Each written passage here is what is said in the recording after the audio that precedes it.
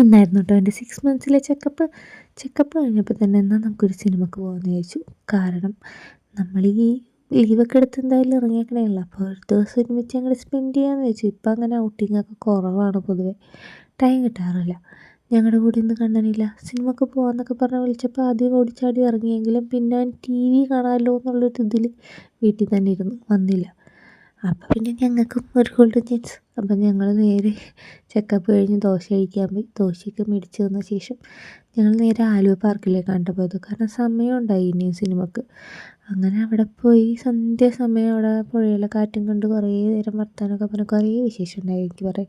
എൻ്റെ വാ പിന്നെ അടയാത്ത കാരണം നിതീഷേട്ടൻ ഇങ്ങനെ കേട്ടിരുന്നോളും. അങ്ങനെ കുറേ നേരം അവിടെയൊക്കെ നടന്നു. അവിടെ കുറേ പേരുണ്ടായിട്ടോ.